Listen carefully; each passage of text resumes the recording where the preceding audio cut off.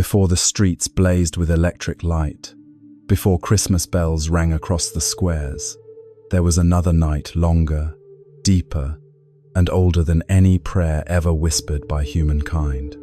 It was the night when the sun grew frail to its very core, and the world seemed to hold its breath, waiting to see if light would ever return. The fire on the hearth trembled, human shadows faded on the wall, and in that fragile moment, people understood they were standing at the thin border between life and oblivion. Our ancestors called that moment the longest night, the night when darkness did not merely cover the sky, but crept into the mind. They believed the sun had fallen ill, that the universe itself was dying, and that the fragile warmth they clung to was nothing more than the last breath of a fading world. There were no lamps, no clocks, only the rhythm of light and shadow, of day and night, of life and death. The ancient pulse humanity had no choice but to follow. Each evening, as the sun sank lower than the night before, their fear grew, alive and restless like a stirring spirit. They watched the horizon, where the last red light withdrew from the tree line, and they wondered, would that flame awaken again come morning? Would spring return? Or was this the final time light would ever touch the earth? In that uncertainty, they learned to listen. The wind hissing across the rooftops was not just sound, it was the voice of the gods. The crack of a branch in the forest was the step of something wandering in the dark. When the silence became so deep they could hear their own heartbeat, imagination began its work. Darkness became a creature, the cold became a breath, and the silence took on the faces of ancient spirits. Winter's night was more than weather, it was a trial of the soul. The light of the sun was seen as the spirit of order itself, the delicate balance between humankind and the world. When it weakened, all boundaries blurred, between the living and the dead, between dream and waking, between hope and despair. And to keep from collapsing beneath the cold, humanity did what it does best, they told stories. They gathered around the fire, and those stories became charms of protection. Every wind had a name, every distant cry a spirit. By giving the darkness a face, they made it something that could be understood, invoked, or even pleaded with. It was how humans fought the unseen. The longest night was not just a moment in the year, it was a doorway, opening onto the entire season of myth. From that fear, from that silence and frost, the world of gods, spirits, and hunters in the wind was born. And through the passing of millennia, that night still returns not to destroy, but to remind us. Only when darkness reaches the heart do we truly understand what light means. When the sun finally slipped behind the mountains and the last light dissolved into snow, the world fell into an unnatural silence. No birds sang, no plows groaned, only the breath of wind sliding through frozen forests. It was the moment when humankind understood that winter had truly arrived. In the small villages, where thatched roofs hung damp and kitchen smoke, was the only sign of life. Every creature drew inward. Livestock were herded into stalls, children curled beneath wool blankets, and the grown-ups quietly counted the grain and potatoes left in the storehouse. Outside, darkness did not merely cover the fields, it seemed to seep through cracks in the walls and into every breath. No one knew what waited beyond, only that it was cold, deep, and terribly strange. The cold of the old winters was more than frost. It was something alive.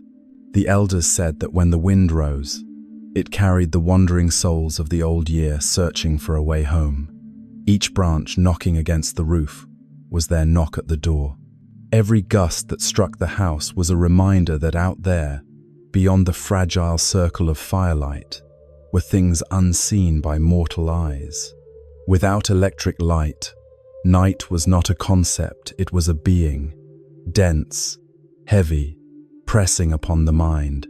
Within that darkness, familiar shapes turned unfamiliar.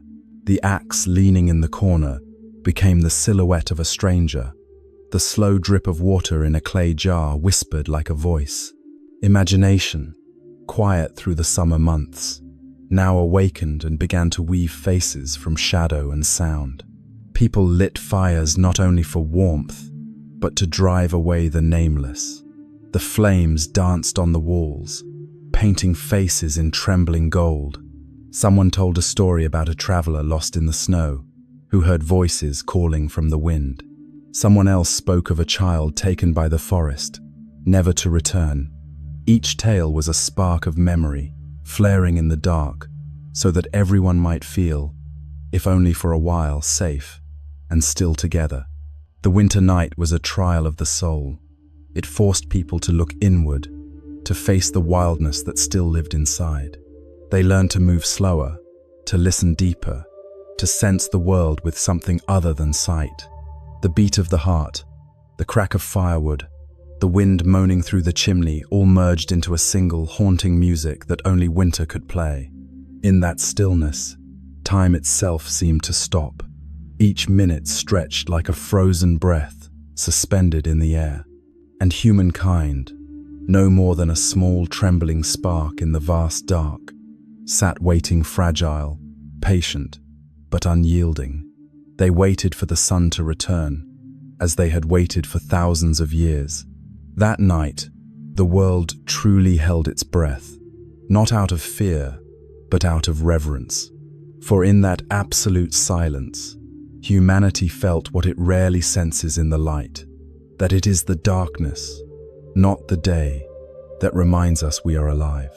When winter had locked the world behind its frozen doors, people retreated into their small wooden homes, where smoke clung to the roofs and wind hissed through the cracks in the walls. Inside, the flicker of the hearth was the only proof that time still moved. There were no fields to tend, no meadows to graze, only waiting and conserving. Hunger, cold, and endless silence formed a special kind of prison, the prison of winter. In that village, everyone knew everyone else too well. Who worked hard, who was lazy, who hoarded, who was stingy news traveled like smoke. The life of one family was no longer private. It was a thread in the fabric of survival. If one household failed to prepare enough food, it could drag the whole village down into famine. The survival of all depended on the discipline of each. And so, through the long night, people learned to watch one another, with eyes sharp as judgment, a gaze that replaced law, replaced gods. The elders said that winter had eyes. It peered through door cracks, through the skew of a chimney's smoke, through the sudden stillness of a pestle in the night. That invisible gaze slowly took shape in their minds as gods, as spirits, as the keepers of morality. Whenever a family grew too lazy, too wasteful, or too proud, the villagers would whisper, "Tonight, it will visit them." Those whispers spread quickly, a cord binding everyone together. Fear became a wise teacher. The child who refused to rise early was warned that the winter demon would take him.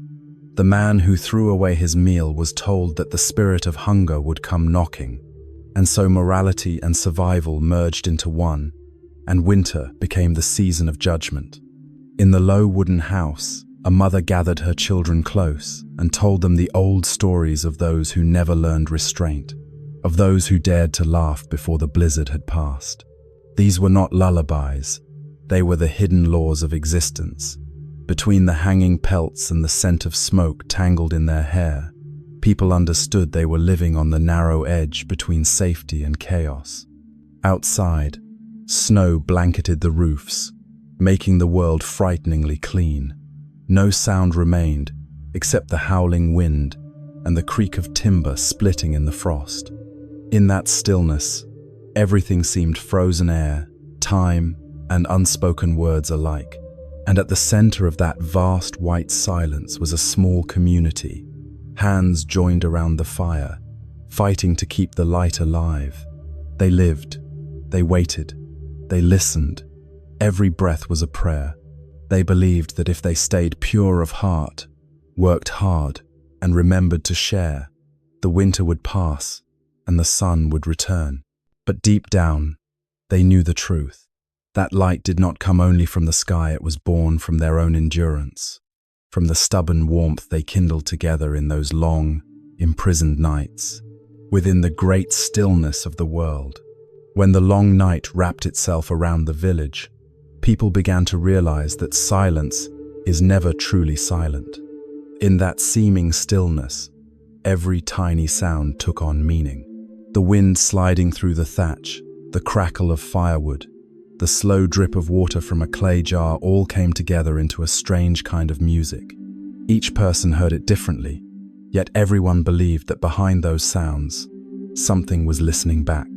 The old ones said that darkness had ears, and winter was when it listened most closely. When the world drew in on itself and people had nowhere left to hide, the dark became intimate, frighteningly so. It lingered outside the door, under the bed, in the corner where the firelight could not reach. Every sound, every breath, was a whisper sent to the wandering spirits of the night. In those long days of confinement, imagination flared like fire in the wind. People began to name the unseen. The hiss of the storm was the cry of a traveler frozen to death in the woods. The bird calling in the mist was the soul of a child who never grew old. The creak of snow on the roof was the footstep of a god testing which home was still warm enough to rest within. When something grows too vast to understand, humanity turns it into a story, and so tales began to weave themselves around the hearth. Some said that in the deepest hours of the night, you could hear someone calling your name from the yard, though you knew no one was there. Others swore they had seen a shadow drift past the window, moving softly as mist. Real or imagined, every story was told the same way, low, slow, and trembling, as if speaking too loudly might draw the dark's attention. From those whispers, a belief began to take shape. If darkness could hear, then it could also answer. And so people learned to speak to it in prayers, in small rituals, in gestures that no longer had explanations. A piece of bread left by the door, a bowl of water on the table, a pinch of salt scattered around the hearth.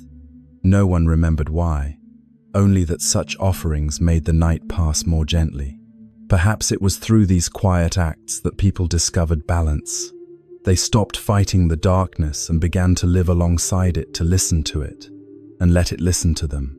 The night became a strange companion, both feared and needed. For in the deepest silence, where breath and wind merge, people realized they too were part of that darkness, fragile, fleeting, but capable of listening. And on nights like these, when every sound became the voice of the world, they understood a simple truth. It is not only humankind that fears loneliness. Darkness, too, needs someone to listen. There are nights when the sky is not merely dark, but thin, fragile, as though the fabric of the world itself has worn through. The air grows heavy, the cold seeps slowly into every breath, and time seems to hesitate, suspended between two heartbeats.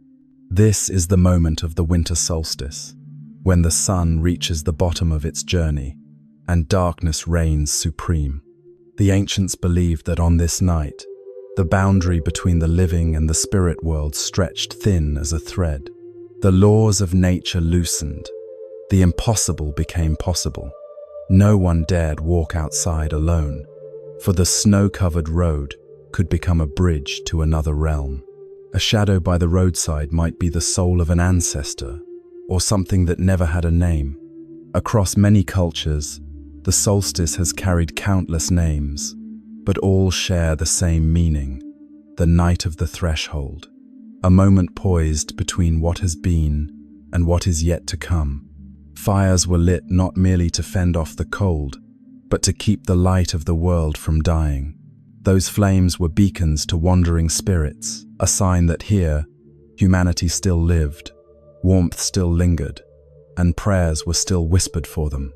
Inside, the doors were barred, the curtains drawn low, and children were told not to look outside. Yet it was then, in that sealed quiet, that stories of the other side were told. Some swore that when the wind stopped, you could hear footsteps crossing the yard. Others claimed to have seen a dim procession of lights drifting through the forest like a silent parade of souls in the night. These stories were not meant to frighten, but to remind, this world is not ours alone. The feeling was both haunting and beautiful, like standing before a door half open. Beyond it lay the unknown, and yet something achingly familiar. For deep down, people believed that these spirits were not strangers. They were memories, loved ones, unfinished dreams, returning when the world reached its stillest point. The winter solstice, then, was not a night of fear, but of communion. People laid down their tools, letting the world itself take a breath.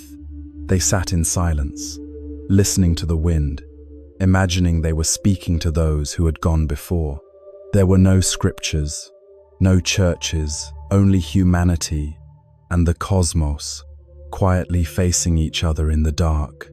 And then, as if by an ancient promise, dawn returned.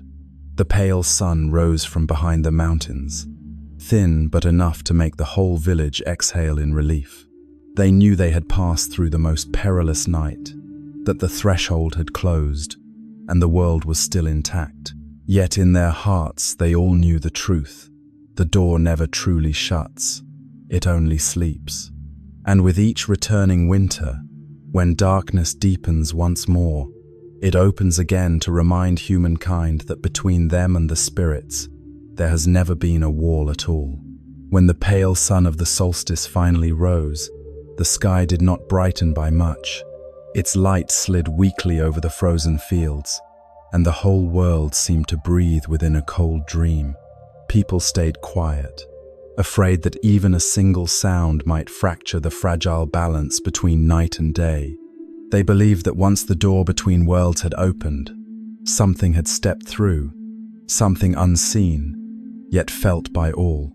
Then one night, the silence tore apart. It began with a strange wind, unlike any other. It came from the north, carrying the echo of distant war drums. At first, people thought it was only a snowstorm, but this storm did not batter roofs.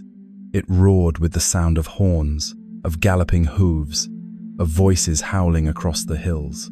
The noises tangled together into a wild symphony, chaotic, violent, and heartbreakingly beautiful. The elders said it was not the wind, it was the wild hunt, the riders of the other world. Within the whirling snow, they glimpsed shadowed figures on horseback sweeping across the sky, cloaks billowing like black clouds. At the front rode a towering figure wrapped in furs, his eyes glowing like burning coals. He did not speak. He simply raised his spear, and the storm screamed louder. No one knew who he was. Some called him the Old God, master of storm and spirit. Others named him Odin, the mad wanderer, the king who rode between worlds. Still others whispered that he was the restless soul of a long-dead king, unwilling to leave his throne. Whoever he was, all agreed on one thing. The storm had a face, and that face could see. On nights like these, no one dared step outside. Windows were shuttered tight. Hearth fires kept burning through the dark to signal to the riders above that this home was guarded. Children were warned never to speak the storm's name, for to do so was to summon it, and it would hear.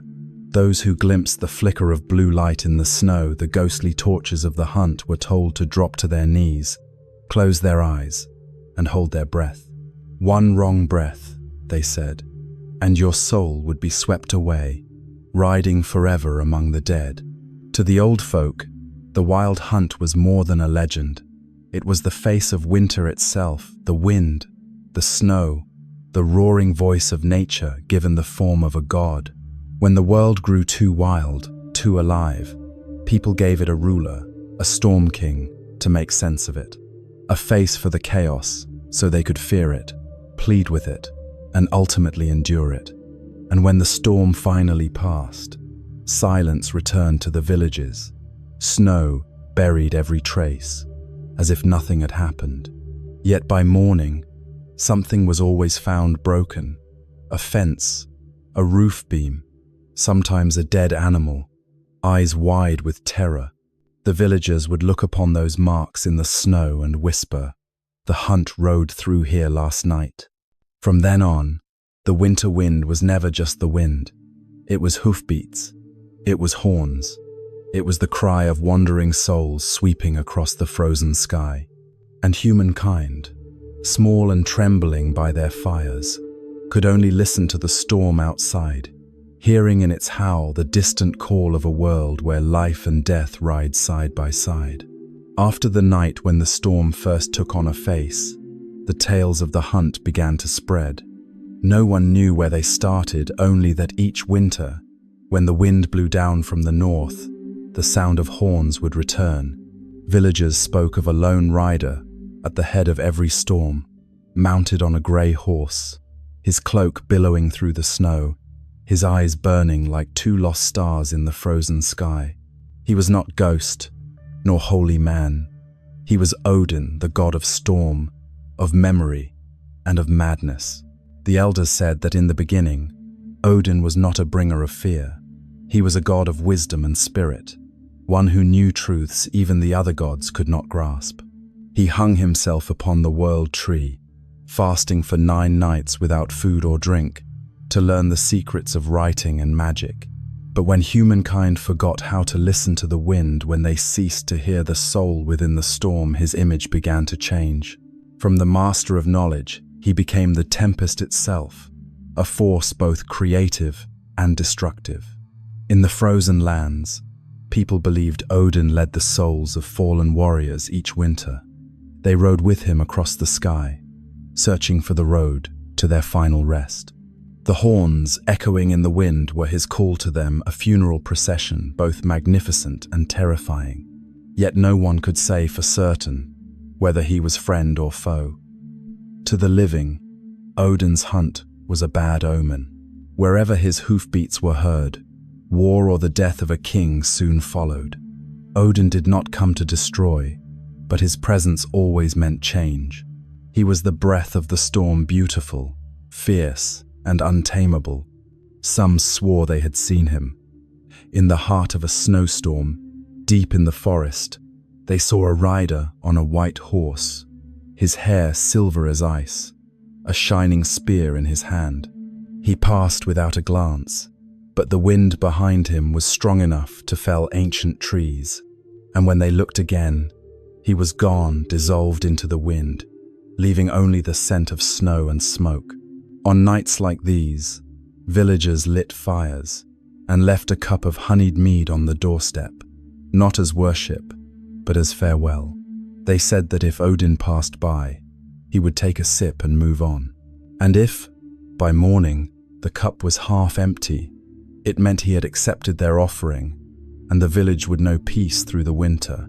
In time, his image came to embody everything beyond human control. He was neither demon nor savior. He was the wind itself, unseen, yet everywhere. The memory of an older world, when humankind still trembled before nature, but also bowed in reverence to its beauty. And even now, when storms rise and the wind howls around the eaves, when rain lashes the doors and the night grows restless, somewhere deep in the human mind, a whisper stirs. Odin is passing by, not to take, but to remind us there are forces that can never be tamed, only listened to, like the breath of the wind itself. As generations passed, the hoofbeats of the wild hunt faded from human memory. The world had changed. Villages grew into towns. Prayers once whispered by the hearth were replaced by the tolling of church bells. And in the midst of that transformation, the old gods, the spirits of forest and wind, of mountain and storm, found themselves strangers in the very lands that once worshipped them. When the new faith arrived, its light rose in stone cathedrals built upon frozen soil. The priests proclaimed that there was only one God, and that all other spirits those once revered and sung to were now demons in disguise. The old gods were not slain, they were renamed. Faces once carved in stone were called monstrous, ancient hymns declared curses, and so, an entire mythology was slowly erased, washed away in holy ink. People still spoke of Odin, but no longer as the god of wisdom and storm. In sermons, he became a wandering phantom, leading the souls of the damned across the night sky. His hunt was no longer a noble procession of fallen warriors, it became an infernal parade. The storm with a face became the wrath of the devil himself. And so, humanity's memory of the old world was twisted, bent like a dead branch in the winter wind. Yet not everyone forgot. In the remote villages tucked deep within the mountains, where church bells reached only as faint echoes, people still whispered of the old gods. They did not worship, only remembered. When the storms rose, they still set a cup of honeyed wine on the doorstep, not for demons, but for the old friend wandering in the wind. And on nights when the snow paused and the wind changed direction, they would murmur softly, "He has not forgotten us." The change did not happen overnight. It was like a winter that lasted centuries. With each generation, the old gods stepped one pace further back. They were confined to fairy tales, then reduced to names used to frighten children. Yet strangely, they never vanished entirely. Though banished, they lived on in small, quiet rituals in the rhythm of a dance, in a wind chime hung by a doorway, in a sudden gust that rose on Christmas Eve. Humanity believed it had changed its gods, but in truth, it had only changed its language.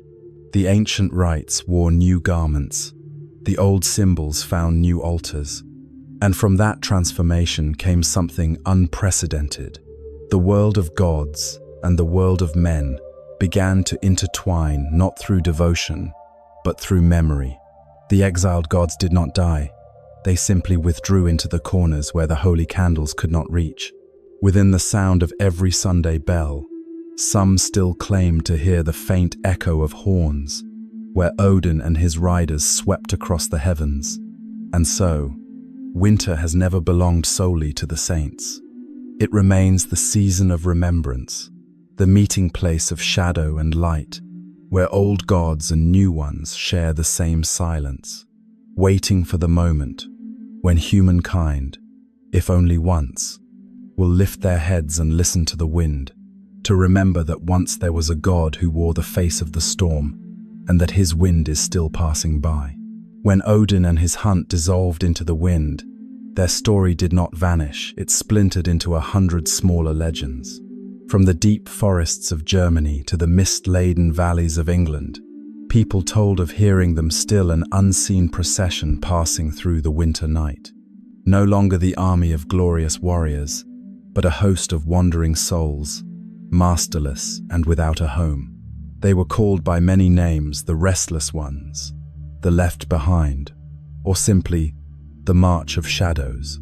They were the souls of the young who died too soon, of soldiers fallen in forgotten wars, of the unburied dead left beneath the snow. Among them walked those cast out by their villages, the guilty, and the grieving mothers searching for the cry of a child lost to the cold. When the boundary between worlds thinned, they rose again, drawn by the wind, by the far-off drumbeat no ear could hear but every heart could feel. To the living, they were a reminder that death is not always gentle.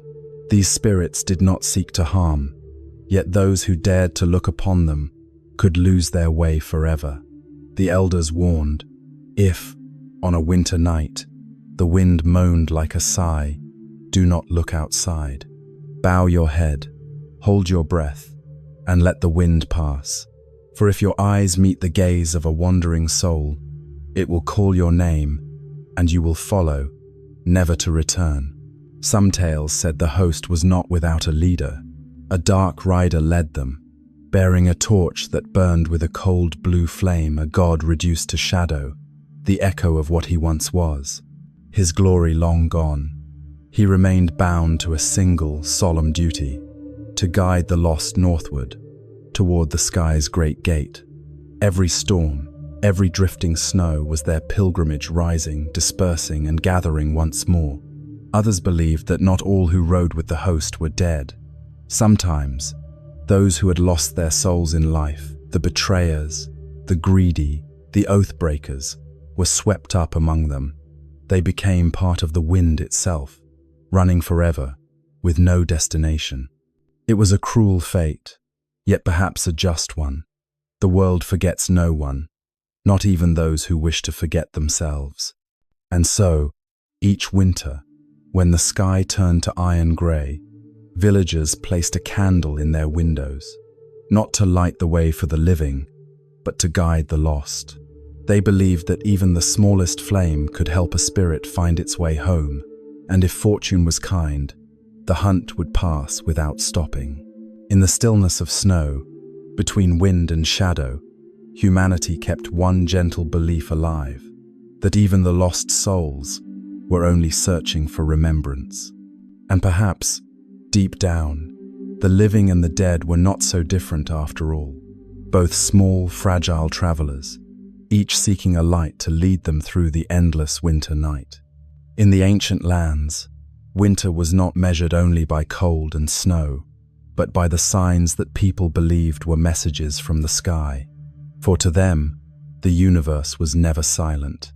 Every storm, every flicker of light, every strange rumble of thunder carried meaning, and not all messages were kind. On the longest nights, when the hunt still rode the winds, it was said that they brought omens as well as souls. If the wind howled for 3 nights without pause, the elders warned that war was near. If the sky flashed with light but no thunder followed, it meant that the soul of a distant king was dying.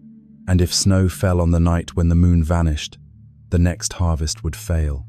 Every act of nature bore a message, for in that world, nature and humankind were one, each breath of the earth a prophecy for the living. There were years when prophecy proved true. One tale spoke of a time before a great war between northern tribes. The villagers saw blue flames sweeping across the heavens like 1,000 torches snatched by the wind. They called it the Hunt of the Avenging God.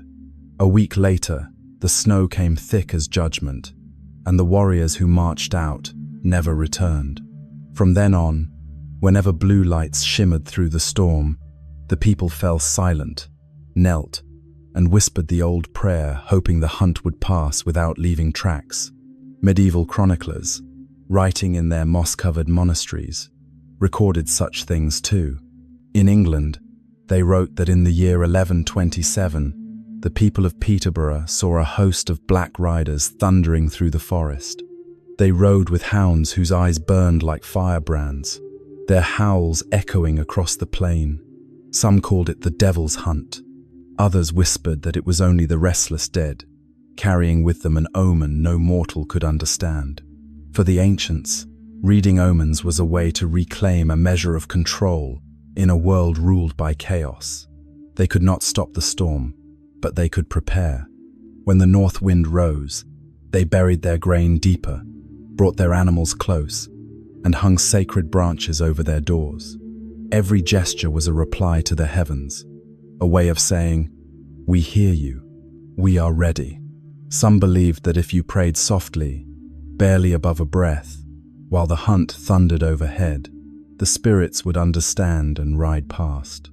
Others set bread upon the threshold, saying that if the storm must take something, let it take this, and leave the rest to humankind. These small acts, repeated through generations, became rituals, and rituals, over time, became religion.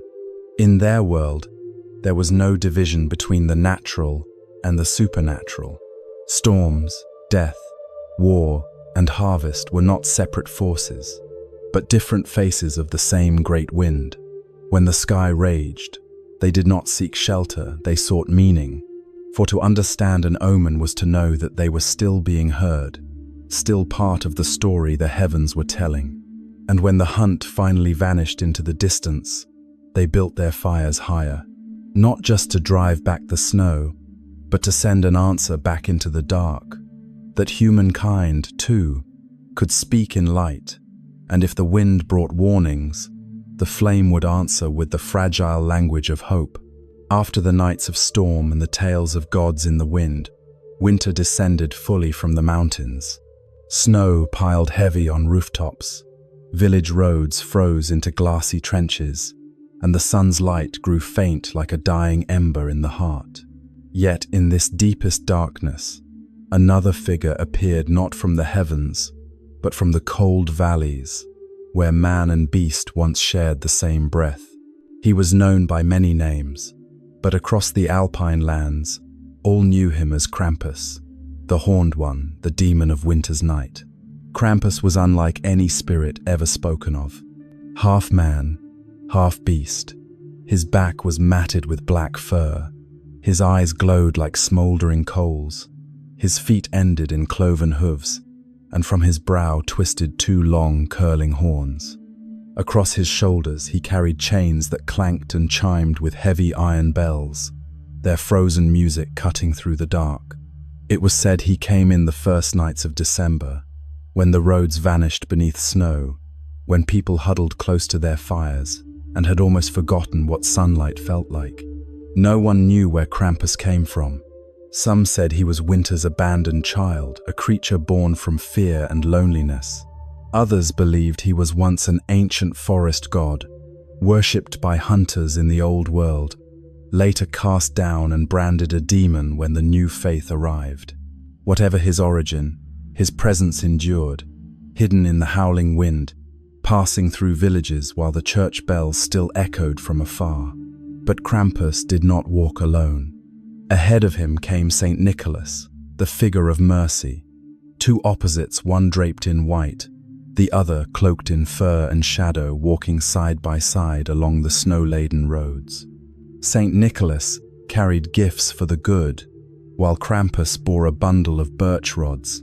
When the saint smiled and offered sweets, the demon behind him smiled too, his chains rattling softly, a reminder to every child that joy always casts a shadow.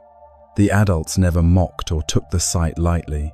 They knew it was an ancient rite, a symbol of the balance between blessing and punishment. Krampus was not merely a scourge for the wicked, but a remnant of an older truth, a time when nature itself had a voice. Within him lived the rage of the wild, the scent of smoke and hides, the primal ferocity humankind had long forgotten. They said, if you heard chains and bells in the dark, do not look out the window, leave a little wine and bread by the door, and keep silent. If Krampus was pleased, he would pass you by. But if you mocked or doubted him, he would open the door, leave hoofprints on your floor, and take something with him, perhaps a small trinket, or perhaps your sleep. Bound to his role as the punisher, Krampus remained part of the ancient equilibrium, light and darkness, saint and demon, man and beast. And with each winter's return, when he walked again beside Saint Nicholas, the villagers were reminded of a simple truth, that virtue is kept not only through prayer, but through fear. For without the shadows prowling beyond the door, how warm could the light inside truly be? On the deepest winter nights, when snow pressed against the threshold and the wind hissed through the eaves, people said that Saint Nicholas and Krampus walked again. They traveled together like two halves of the same soul, one bearing grace, the other punishment. Their appearance was the oldest ritual of the mountains, a gentle yet terrifying judgment, a reminder that good and evil are never truly apart. Saint Nicholas led the way, cloaked in red, his white beard spilling across his chest, a silver staff etched with a cross in his hand. On his face glowed a soft, golden light, the kind that made a room feel warm, even as the storm raged outside. He knocked on every door, calling each child by name, asking what they had done through the year. And behind him, in the shadows, came Krampus the Horned One, silent, his eyes burning gold like live embers, listening to every word. If the child had been good, Saint Nicholas smiled kindly and drew from his bag apples, chestnuts, or honey cakes. But if the confession faltered, If averted eyes betrayed guilt, he would tilt his head ever so slightly. Then Krampus would step forward wordless, his chains rattling once. The sound of iron against iron was so cold it clenched even the hearts of grown men. In that moment, light and darkness stood side by side, teaching that even kindness needs fear to be valued. Together they moved through the village like a river split in two, one branch bearing mercy, the other warning. To the poor, Saint Nicholas brought bread and firewood. To the idle and the miserly, Krampus left hoofprints in the snow before their doors. No one dared mock the procession, for all knew that on this night, every deed was seen not only by saint and demon, but by the winter spirits watching from the forest's edge. In time, children were taught that Krampus was no enemy. He merely fulfilled the task that winter itself had given him to remind humankind that warmth is not a right, but a reward for endurance.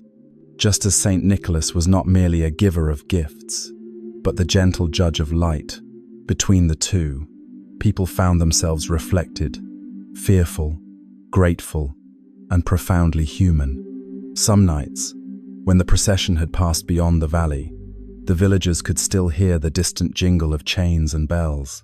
Torchlight flickered across the snow, casting fleeting shadows on shuttered windows. Inside, families huddled by the hearth, whispering and listening, afraid to disturb the sacred that moved beyond their doors. And in that silence, winter ceased to be an enemy. It became a ceremony, a pact where light and darkness clasped hands, where humanity understood that goodness cannot exist without a night to shine against. Their world was kept in balance by that eternal duality. Each time Saint Nicholas smiled, Krampus's shadow stirred in the snow. Each time Krampus shook his chains, the silver staff of the saint gleamed brighter. These two beings seemingly opposed were, in truth, the twin guardians of what humankind must never lose. The border between fire and ice, mercy and fear, the human and the wild within themselves. Snow fell thick as veils, covering every roof, every winding road that led down into the valley.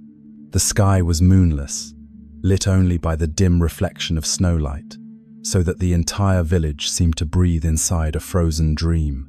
Then, from the forest's dark heart, came the sound of bells, low, heavy, distant.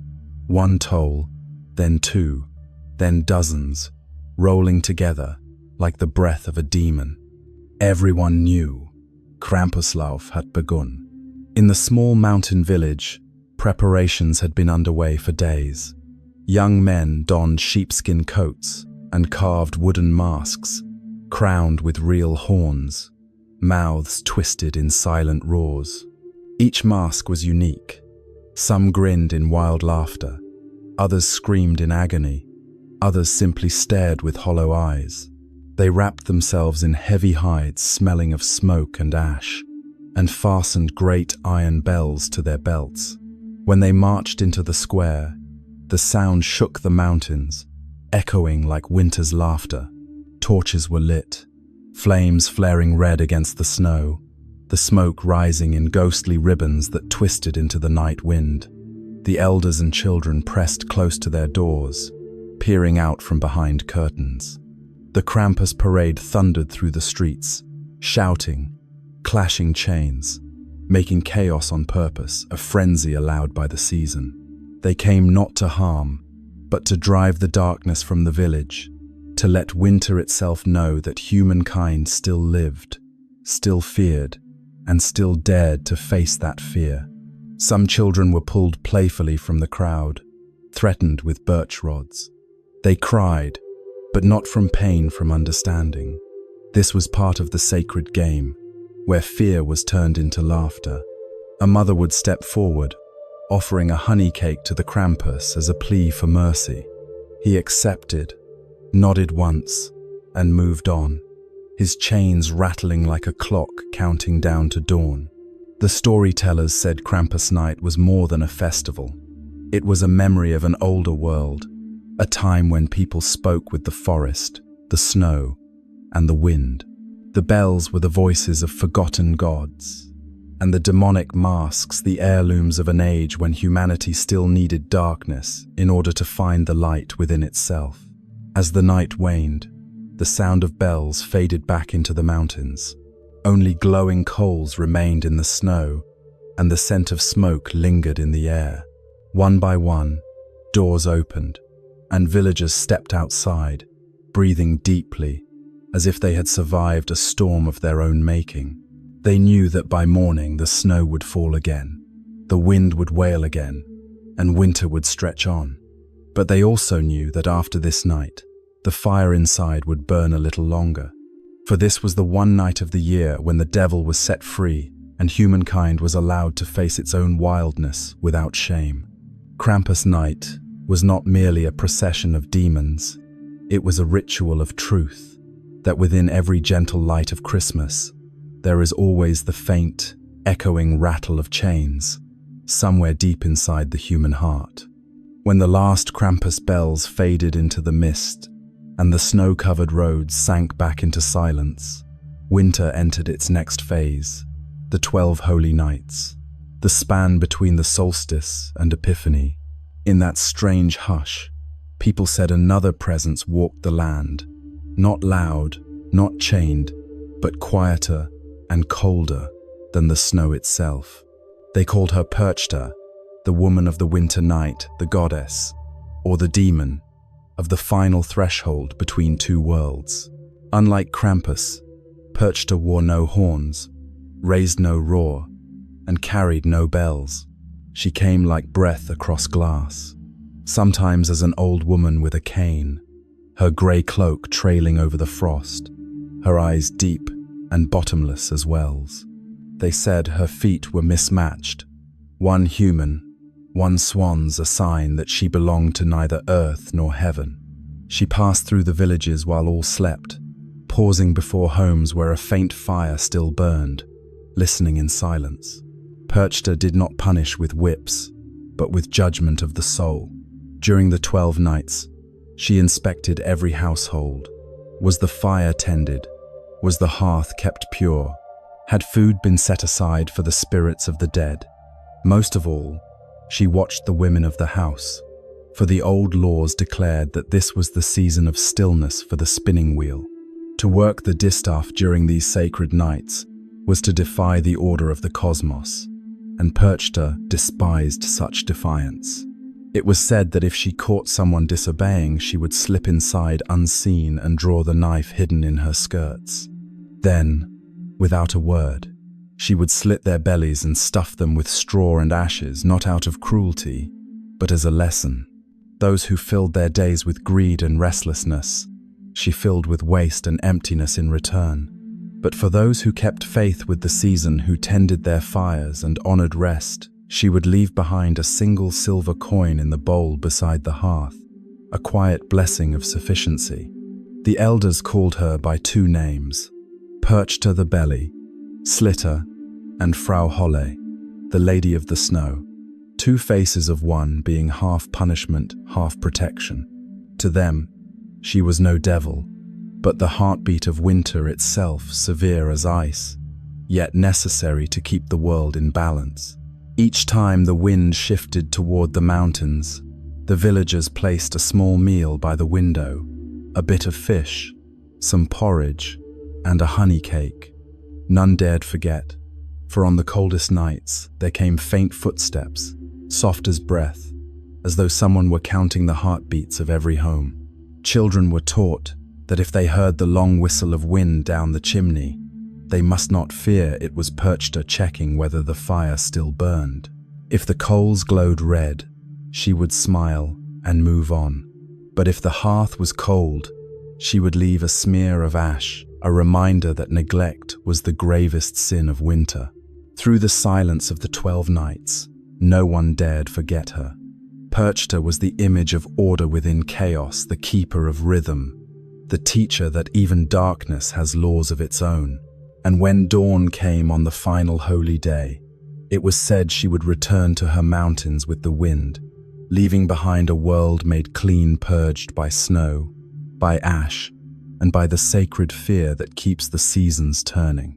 As time sank into the deepest nights of winter, the figure of Perchta became a story everyone knew but few dared to speak aloud.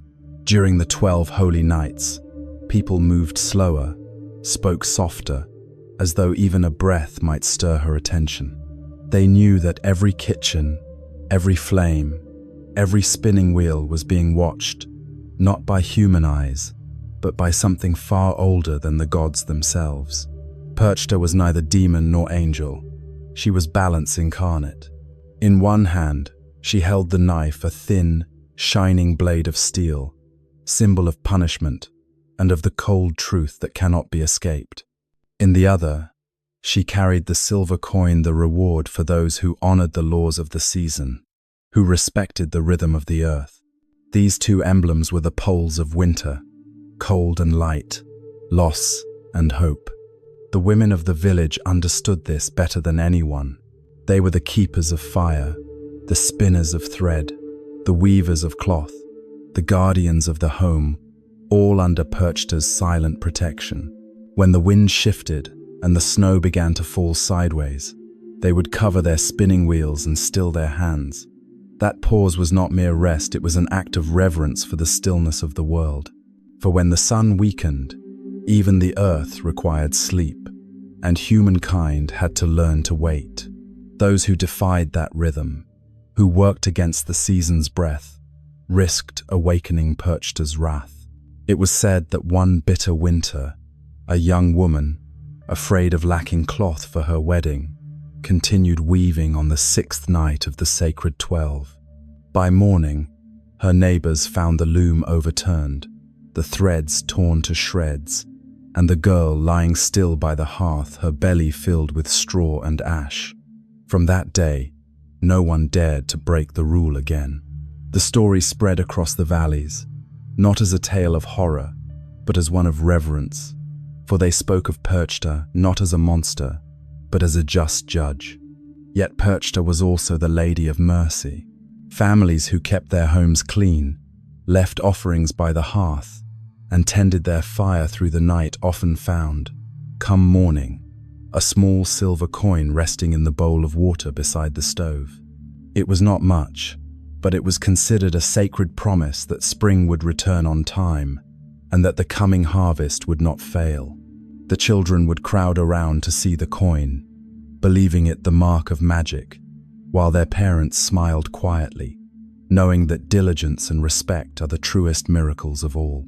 The knife and the coin, these two symbols traveled together, twin halves of an ancient commandment. Forget one, and the world would lose its rhythm. If only the knife remained, winter would become a season of terror. If only the coin endured, humankind would forget its duty. And so, each night, when the wind crept beneath the eaves, the villagers left a silver coin on the windowsill, an offering of thanks, and a reminder to themselves that in the dark there is always light, but that light belongs only to those who keep the fire. When the 12 nights ended, they said Perchta departed, taking her knife and her coin with her. She returned to the place where the wind begins, closing the circle of winter. And when the first light of the new year touched the snow, the people knew they had been forgiven, that once again the world was in balance, held steady by the knife that preserves order and the coin that keeps faith. When the 12 holy nights reached their end, the snow still fell, but no longer as an enemy. It drifted slowly, softly, as though the world was exhaling after a long, frozen silence. In the villages nestled at the foot of the mountains, people began to prepare for the final ritual of winter Perchtenlauf, the ancient procession where light and darkness danced together upon the snow. Unlike Krampus night, Perchtenlauf was not born of fear. It was an act of reconciliation. People believed that after Perchta had wandered the land, cutting away what was corrupt, punishing the idle, and blessing the diligent, the world itself had been cleansed. Now it was humanity's turn to answer, to banish what evil remained, and summon the returning light. From early morning, chimney smoke curled through the frozen air. Men, youths, and sometimes young women dressed in the traditional garb of their ancestors. They divided into two groups. The first were the Cailleach, the ugly Perchten. They wore deeply carved wooden masks, monstrous and grotesque, with fanged mouths, twisted horns, and hollow eyes.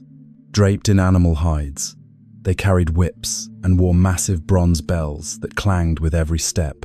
They embodied darkness, disease, and chaos, the forces that winter brought. The second were the Perchten, the beautiful Perchten. They wore flowing white garments and tall wooden headdresses decorated with mirrors, ribbons, and gleaming silver coins. As they walked, hundreds of tiny mirrors caught the firelight and snowlight, scattering it in dazzling constellations. They represented the coming spring, purity, and souls redeemed. At the peal of the great bells, the two processions began their march through the village. The Cailleach went first, racing wildly, shouting, cracking their whips, and shaking their bells so violently that the air itself seemed to vibrate. Their uproar was not meant to terrify it, was to drive out the shadows, to push the remnants of darkness beyond the bounds of human life. Behind them came the Perchten, moving slowly, solemnly, like dream figures gliding through the mist. They carried smaller bells that chimed like breathing, and the scent of burning holy herbs drifted in their wake. Spectators lined the snowy paths, shielding their eyes with one hand, while tossing handfuls of flower or pine branches into the air with the other, a gesture of farewell to winter. Every sound joined the next, the heavy and the light bells, the shouting and the chanting, the crunch of snow beneath the dancers' boots. Amid the chaos, one truth was clear: this was not merely a festival, but the dance of life and death itself. At the end of the march, the two groups met in the village square. In the firelight, the ugly Perchten knelt before the beautiful ones, not in defeat, but in surrender. They were not destroyed, only soothed for in the old belief: darkness never truly dies. It simply bows to make room for the light. As the final music rose, both groups joined hands and circled the great fire together before vanishing into the night. By morning, the village lay silent again. Only footprints and scorched patches of snow remained, but everyone knew that a cycle had closed. Through the ritual, winter had been appeased, and light had been called home. Perchta had played her role as judge, and humankind, with their bells and their dance, had fulfilled theirs as supplicants. Perchtenlauf was humanity's promise to the natural world, to live in rhythm with it, to accept darkness but never yield to it. And as the flames dimmed and the smoke rose into the cold sky, every villager knew that spring was near, waiting just beyond the mountains, ready to answer when its name was called. When the final bells of Perchtenlauf faded into the wind, the forests and mountains of Europe still lay buried beneath snow, but something in the hearts of the people had shifted. The sun lingered a little longer each morning. The icicles on the eaves began to drip, and from the damp earth below came the faint stirring of spring. In the far eastern lands, across the endless pine forests and open plains, the people did not wait for winter to leave on its own. They killed it. The ritual bore many names, but the one most often spoken was Marzanna, the goddess of frost, plague, and death. Each year, at winter's end, the people of Poland, Silesia, and the ancient Slavic lands gathered to perform her farewell. It was not a prayer, but a symbolic execution, a sacred drama to end the season of death and summon the season of life. They began by crafting an effigy. The oldest women of the village gathered bundles of dry straw, binding them tightly with twine, and dressed the figure in a white gown the color of snow, mourning, and purity alike. Sometimes they tied red ribbons around its neck and hands, a reminder of blood, the sacrifice that would spill when winter was slain. Children circled the effigy, singing ancient songs. Marzanna, Marzanna, Away you go. Spring is knocking. The snows will melt and flow. As dusk fell, the village gathered. They carried the effigy to the square, then began their procession. The crowd shouted, drummed, and rang bells. The louder the sound, the fiercer the joy.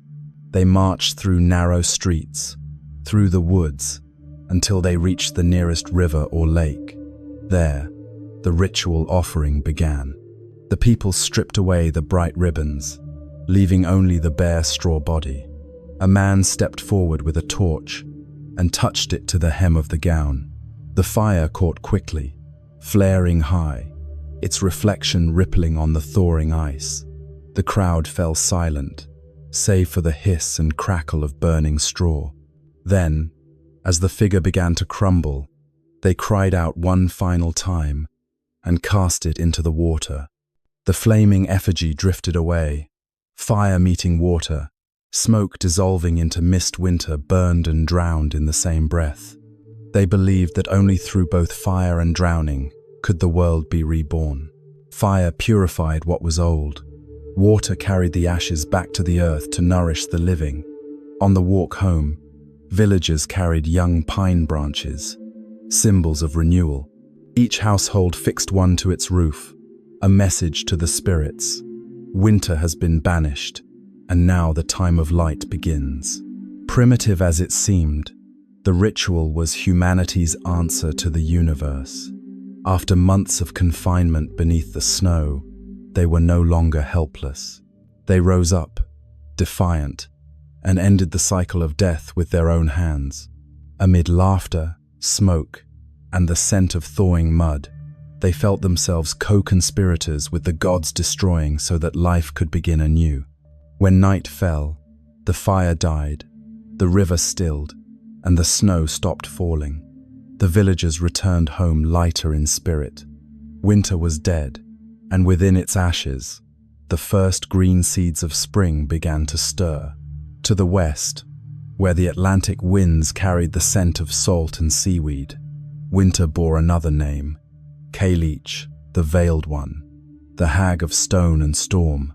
In the Scottish Highlands, they said she existed before humankind, before even the first light of the world. Cailleach did not rule over winter, she was winter.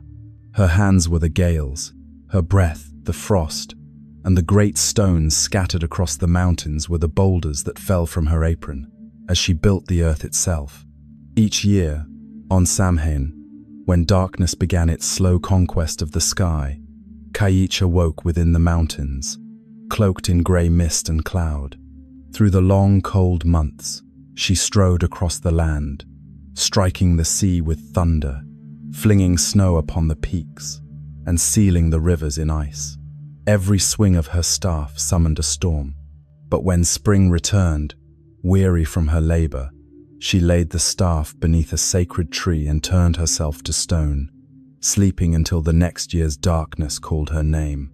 The people did not fear Cailleach, they revered her as a mother, fierce, unyielding, but necessary for the earth's rest and renewal.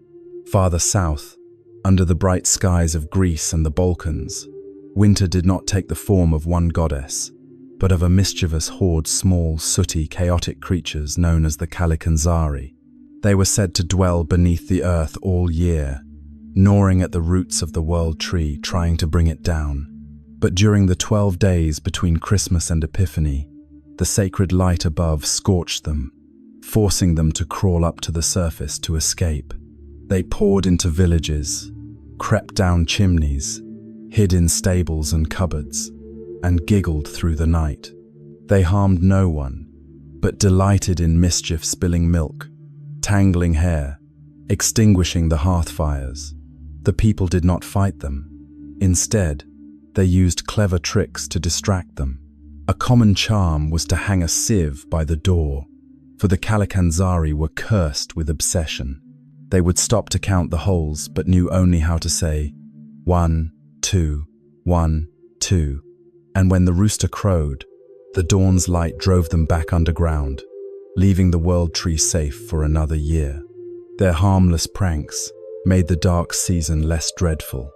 The villagers saw them as the playful children of shadow, proof that darkness was not always evil, but sometimes merely mischievous, needing only to be reminded that morning would always come.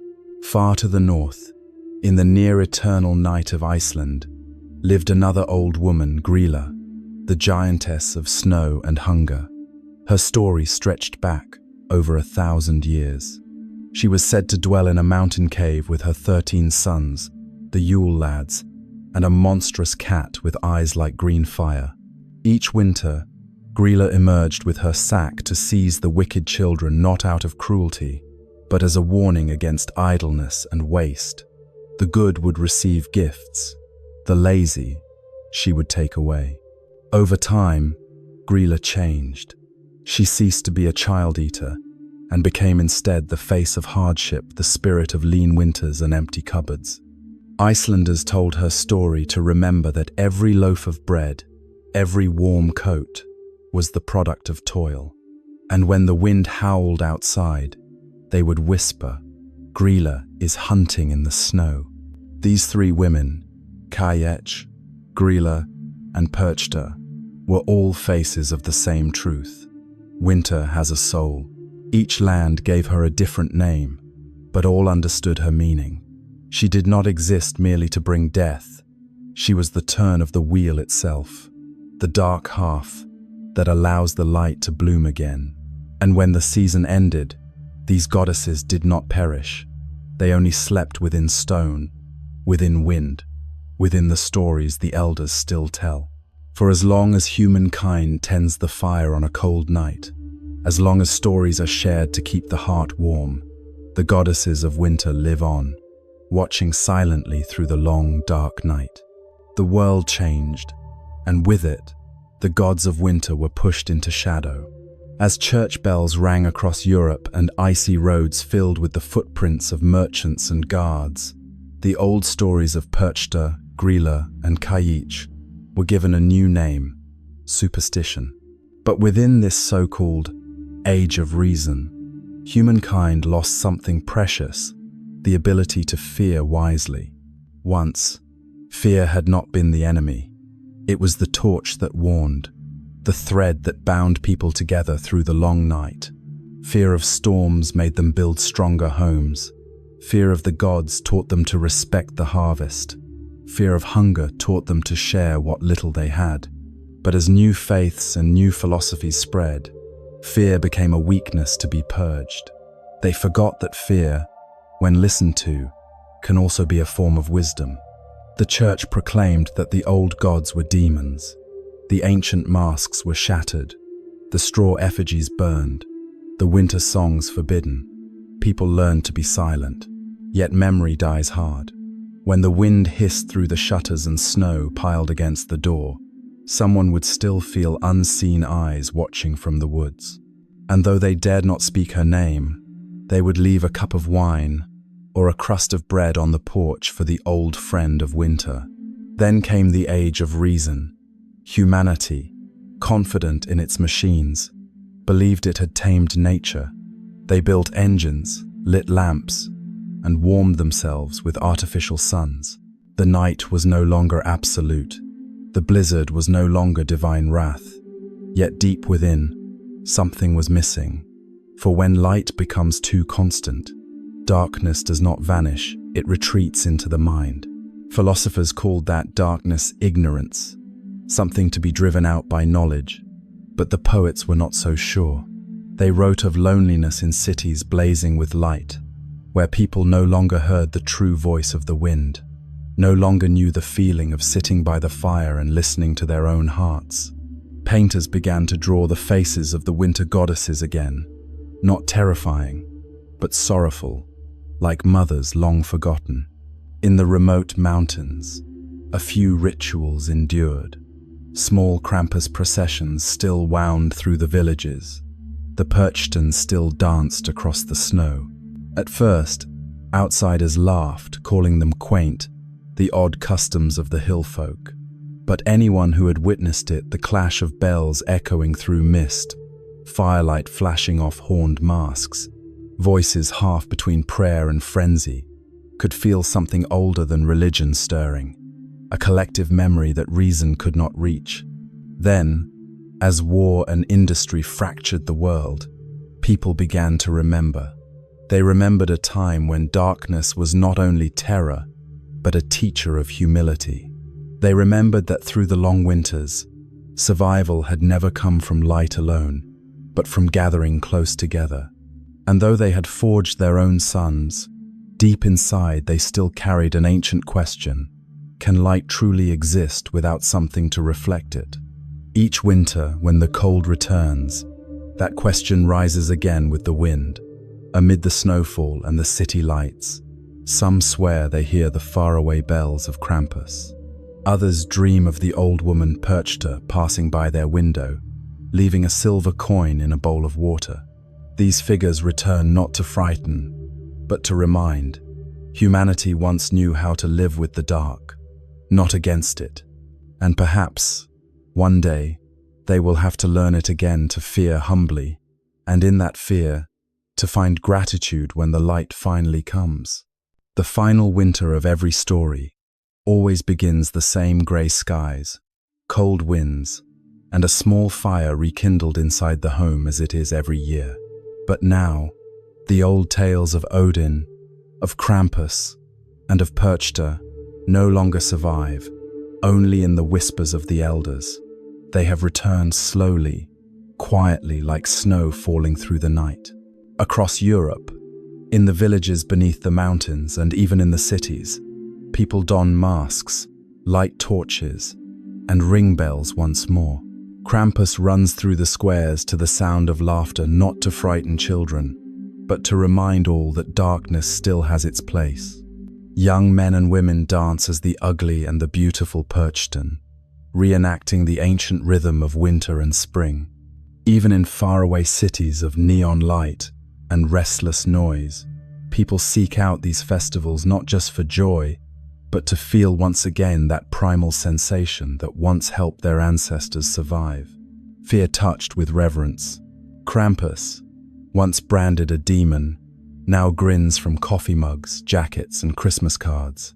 Yet beneath the irony, his image still means the same thing, a reminder of the fragile border between light and shadow. And Perchta, the old woman of the 12 nights, is sung of in carols and retold in folklore, not as a monster, but as the keeper of nature's sacred order. Gods, spirits, demons, and rites long buried in snow are being unearthed again, not with blood, but with memory. Modern humans believe they have left the darkness behind, but the deeper they move into their world of artificial light, the more they realize that within every heart lies a corner that cannot be illuminated. It is the refuge of old stories, of trembling firelight, of the wind's ancient breath. When they retell these myths in taverns, in books, on screens, they are doing what their ancestors once did, giving darkness a face so that it might be known, loved, and understood. Darkness has never been the enemy. It is where light is born. Without the night, humankind would never cherish the dawn. Without winter, spring would lose its holiness. And without fear, courage would be nothing but an empty word. The old gods of winter always knew this. They merely wait, hidden, for humankind to remember. Now, each time Christmas bells ring, another sound hums beneath them, older, deeper: the clink of Krampus's chains, the whisper of Perchta's knife, the thunder of Odin's steed across the clouds. No one is afraid anymore, yet all still shiver, because in that fleeting instant, the world feels larger, older, and more alive. When the long night finally closes and winter begins to fade, there is a faint smile in the darkness, the smile of the ancient gods, the spirits, and the myths that have followed humanity through 1,000 years. They do not seek worship, only remembrance. For as long as a single flame burns, as long as a story is told, the darkness will never be empty. And so, in the dim light of dawn, while snow still crowns the rooftops, people gather by the fire to tell the old tales once more. Outside, The darkness smiles not in menace, but in celebration. For it knows, only when humankind remembers how to fear, how to tell stories, and how to listen, will winter and the world itself truly remain alive.